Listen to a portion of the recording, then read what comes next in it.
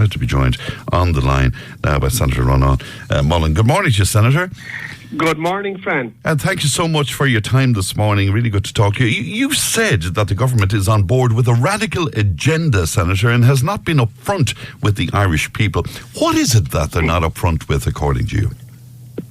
Well, just to say, the reason this discussion between Jennifer and myself occurred was because I was looking for the government to give answers and information about a public consultation that they have had. You know, the way they've been proposing to have a number of referendums around the place of women in the home and the Constitution, but also touching on gender-related issues.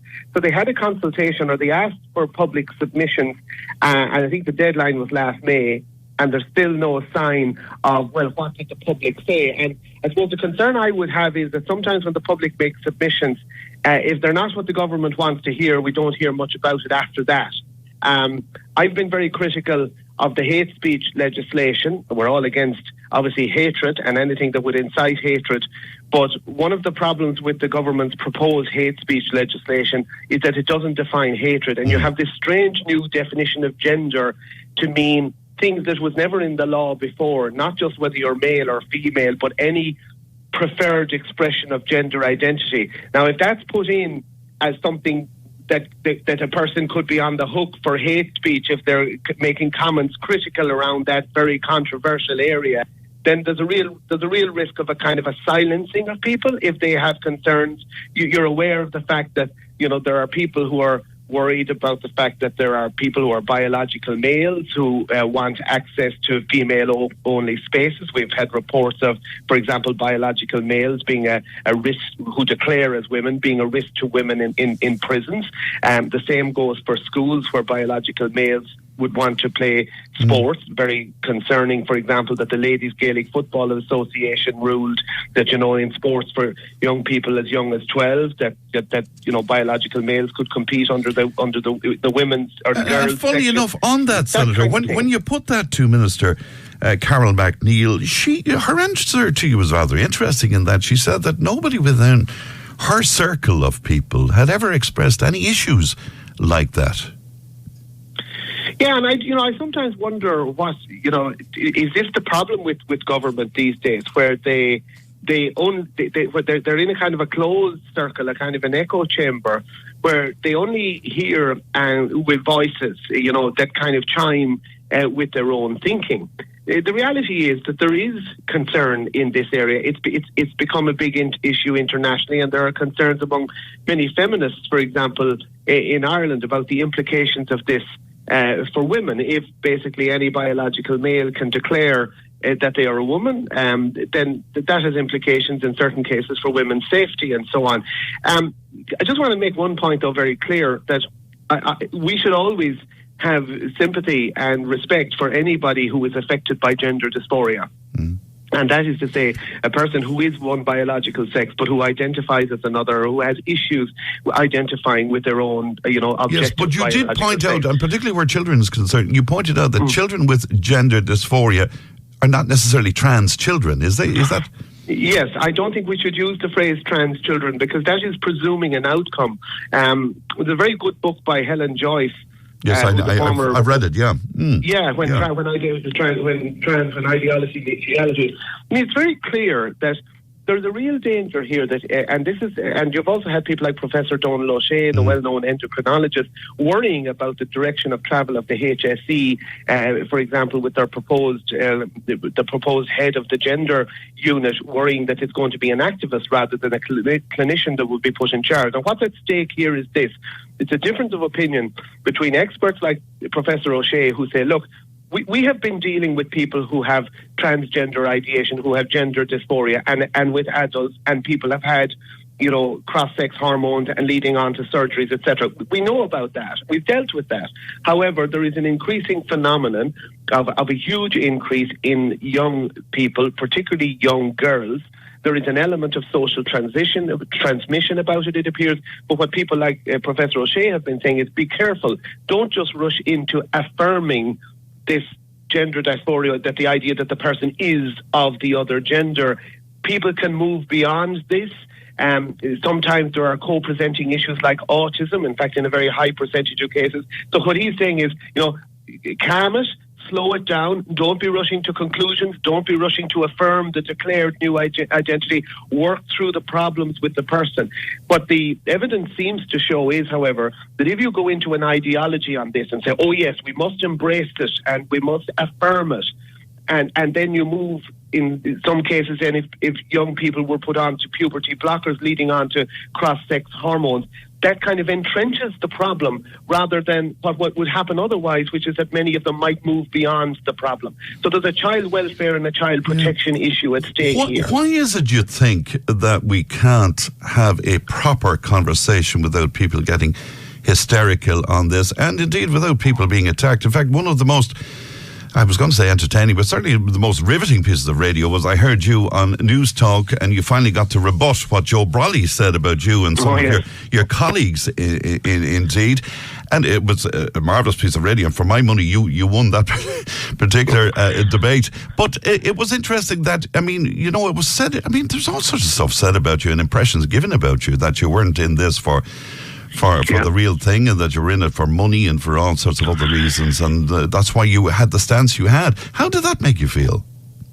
Well, feelings don't come into it for me. I mean, obviously, you're in politics, you're going to get all sorts of things said, sometimes fair and sometimes very unfair. I mean, for the record, for me, it's a question of people's welfare, that people should be, and it's also a question of truthfulness. I mean, if you look at, for example, I think that lecturer in Southeast Technological University, Colette Colfer, has done people some service. Now, it's interesting to look at what's going on there. You have a number of universities basically signing up for equality principles. That's fine. There's a whole Athena Swan charter. It's linked with their ability to get research funding. Now, I would have always thought that was to do with equal opportunities for women and men in third level, and I would have thought that's a very good thing. It now turns out, though, that it has a more radical agenda in terms of affirming claims about gender. Now, again, as Colette Colfer has pointed out, as a matter of courtesy, she and indeed myself and yourself might well be happy, you know, if somebody declares they're of a different gender to their biological sex, you might be happy, you know, as a matter of courtesy, as a matter of kindness, to go along with it. However, to be required and to be like under pain of acting in a way that's unlawfully discriminatory if you don't use a person's chosen pronouns, well, that's forcing people to acknowledge and declare a version of reality that they may not believe to be true. So there's an important problem there. Did you find it interesting that a couple of days ago, Leo Varadkar, I thought his comment was interesting, that we need to relax more where the use of pronouns was concerned, and maybe not take it quite as serious as we are, and accept that some people will get this wrong. Did you find that interesting?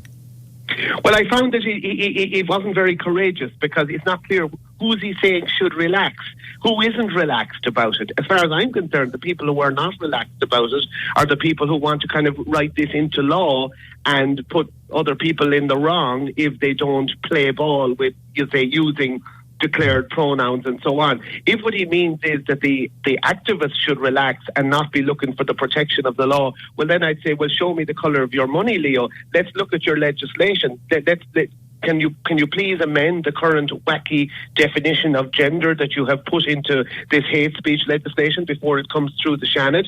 Can you confirm what Roderick O'Gorman couldn't have confirmed the other day, that a person who, out of principle or for whatever reason, does not want to use the declared pronouns because they believe they're incorrect, that they're not going to be acting unlawfully? You know, it's fine to tell people to relax, but if you're kind of if you're on board with NGOs who are gradually pushing for a change in the law and want to put people in the corner about all of this stuff, well, then that's not good enough from the Taoiseach to tell us all to relax. You know, we need to see what side of the argument is he actually on.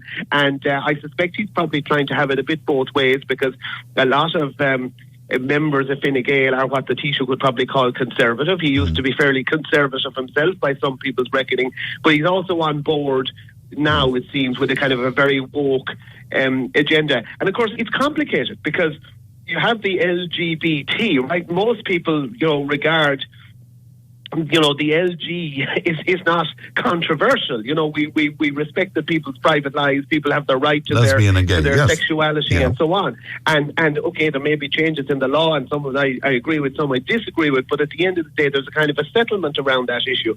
The problem with the transgender issue is that it's not the people who are transgender; it's the activists, and it's what they're looking for. So when you have, for example, government departments running training sessions for their civil servants, and they're bringing in, for example, the Transgender Equality Network of Ireland, TENI. This is an organisation that has, failed in its auditing requirements over several years. I don't know if they're up to date yet or not with the money they got from the state, but who have an extremely activist approach. They're not, they're basically saying you affirm whatever people's gender claim is, and they're, for example, brought in by the civil service to train people. You should use people's pronouns. They use phrases like, if a person is transgender, in other words, a different gender to the one they were assigned at birth. And what does the phrase assigned at birth mean? Your gender is what you are. If you have an issue with your gender, yes, under the law now, you can use a preferred gender instead. That was the 2015 legislation. But reality remains that you are actually a particular biological sex, genetically and physically, in the vast majority of cases. Obviously, there can be genetic and physical anomalous situations, so on. And in all of these situations, you treat people with love and respect and charity. No argument. Well, I was just going to say that to you, because reality to be other than what it is. There's a touch of the old hippie in me, and I sort of believe in let live and life. Why not just, if somebody decides on a pronoun or whatever, why not just refer to that, Senator, and just get on with it, And I think that's what most of us would do. Yeah. I think the problem, as Colette Colfer has pointed out, is most of us would do that as a matter of courtesy and kindness. The issue is, though, if you make it the law that we must do it, then you're basically saying that the law might compel you to say something that you don't actually believe to be real or true, and that's crossing a line, because that is turning reality on its head. I think the issue also becomes sensitive around children, because if the logic of this is that the transgender claim is true, then the logic that some of the radicals are pushing, with the support of the government, it seems, is that when a child says they are that you treat that as true. Now, I've been talking to a lot of educators and teachers in schools, and actually they're very sensitive in the way they deal with these issues. They neither affirm it nor do they oppose it. They keep it nice and calm and country. They honour the person. The person comes in with a different hairstyle or different clothes or whatever.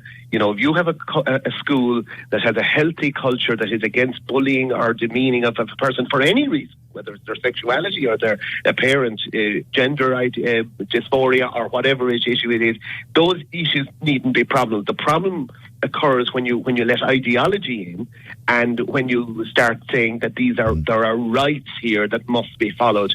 That's a problem, because, it's turning reality. It's interesting to see what's happening in the UK where children are concerned. There seems to be a bit of a rollback there, is there not? Yeah, they're interesting, because Scotland was way out there under the Scottish National Party, and indeed, I know from talking to educators in schools here, particularly in the kind of Catholic faith sector, that they would have learned a lot from their Scottish counterparts about how to deal with these issues. And even that anecdotal knowledge that, you neither affirm nor oppose, you just, you keep it nice and calm, and you keep it moving, because your responsibility is to be pastoral in a school setting. That kind of experience is coming in. But it was interesting that I think it was the Scottish First Minister, Yousaf, recently came out against the proposed change in the law in relation to gender, and that was a positive sign. But it's still not clear which way it's going to go in Britain, because there are elements within, the British political system, and certainly within the media, that say, some of this stuff has gone crazy and it must be opposed. But there's still strong activist elements there as well. It's interesting. And, in terms of the public's participation, as you say, because that's what we started off talking about, and, whether or not that would be published. What, from your interaction with people, generally, what do you think the public are saying about this? I think there's an awful lot of the public that don't, we all know people will be more focused on the budget now over the next couple of days than on any of these questions, and that's entirely understandable and right. However, I think there is a large section of the public that is a bit impatient with the amount of time and energy that this seems to be getting from government and from NGOs and the way that this thing is being pushed. And people don't like stuff being pushed at them, particularly in a way that doesn't allow for a discussion, So there's a certain amount of head scratching around all of this, what is actually going on here with this, increasing number of 100 different genders, yes. Depending on what website you look up, and the way that is being presented then as a matter of right, that you have to kind of respect my declaration in this area and so on. So I think people are a lot of people are somewhere between being bemused and irritated about it. I say most of the time it's not a problem. It really becomes a problem when it could impact on schools. So for example, and I have been posting about this on Twitter, or X as it's now known. There is a problem with the National Council for Curriculum and Assessment and the draft curriculum that it has been preparing for social, personal and health education, SPHE. They're proposing that this would be a subject or an area, obviously, it already is in secondary school, but also in primary school. But for example, in relation to the junior cycle draft curriculum that they produced there last year, their original language had references to gender being a spectrum, for example, and using those kind of political terms like cisgender and the gender assigned at birth and all of that stuff that's very ideological and doesn't reflect reality. So they had a consultation and they got a lot of pushback. I think about 4,000 was the number of kind of people who either submitted or signed up to submissions objecting to aspects of this. They ignored it originally, but there was an eventual pushback, and they took phrases like the notion that gender is a spectrum out of the junior cycle curriculum that they were proposing. But what's interesting is that some of the textbooks that are now going around in schools reflect stuff that the National Council for Curriculum Assessment was originally proposing, but which they pulled back on, So aspects of the textbooks are actually not suitable for schools. And I've actually seen some of them myself. They kind of leave hard questions out, and they kind of go with assumptions that are not necessarily true at all. So for that idea, for example, that spectrum, the gender is a spectrum, all of that stuff. So you have an ideology that this isn't just going on in social media or in some kind of fringe corner of public discourse. This stuff has crept in. It's there among some of the people who are pushing the curriculum in schools, and it is time for parents to be vigilant about this. And I don't think it's acceptable for the Minister for Education, for example, to say, oh, well, parents can always opt out of this if they want. Why should the onus be on parents to take their kids out of class when something unsuitable and unscientific and unevident is being put across?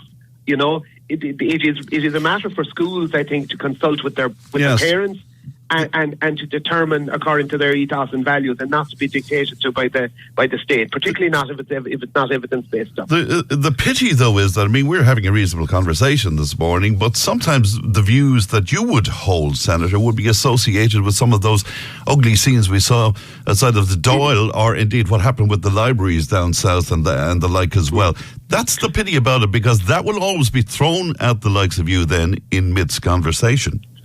Yeah, well, that's what Joe Brolly tried to do, of course, and that's why I kind of push back so hard, because in many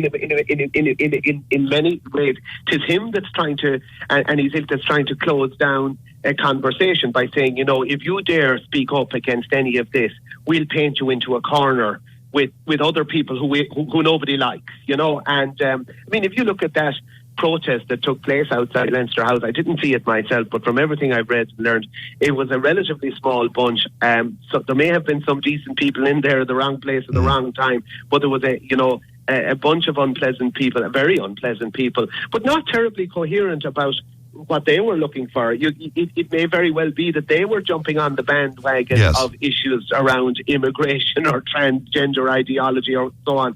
So, I think what people need to do here is to follow the argument and not to not to fall for the labelling. I'm fiercely interested in body language, and I was looking at the minister as you were speaking. You said, I mean, she was very hostile about. I mean, she was cross with you.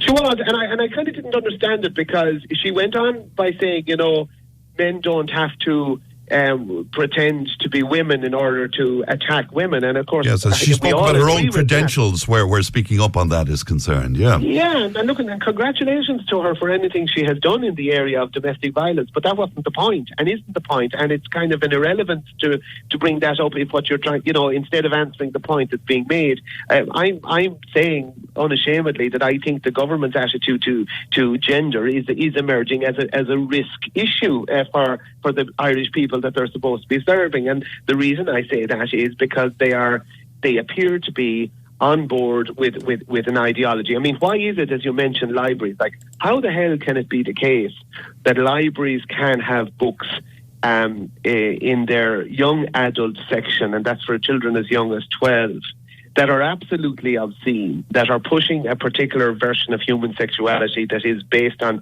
politics and ideology rather than evidence and fact, and where some of the stuff is extraordinarily pornographic. Yes, but I'm sure you'd agree that protest around that has to be proper and measured. And exactly, and people, exactly, and that's what I'm saying. Yes. People should protest. They should protest in large numbers. They should be vocal, but they should always be courteous, and they should remember as well. And I mean, it's completely inappropriate to be, engaging if it happened. And as I say, I wasn't on the ground, but of any intimidation of people in the libraries, they should remember that those are people doing their jobs. And indeed, there's people in working in those libraries who have gone on the record in letters pages to say, we don't think this stuff should be in the library either. So exactly, it's a question, but I do think we need more public impatience with the government, not less. I mean, it's appalling that even now, I mean, again, there was something mild, I think, from Leo Varadkar to say, maybe some of that stuff isn't appropriate. That's not enough. There are child protection obligations. I found it interesting, but the cynic in me would say that elections are looming, I suppose, and, Well, this is it. As I said, Fine Gael, there's a mix of people, and what I want to know is, where is the government on its child protection credentials? And is there, some kind of, do they feel beholden? I think it's fair to say, by the way, and again, I get on well with people across the spectrum politically, but I will say that in relation to the Green Party, politically and historically and across Europe, some of their ideas in this whole area of human sexuality, even touching on child protection, politically, going back decades and into Germany and the origins of the kind of the green left movement, is some very unhealthy stuff.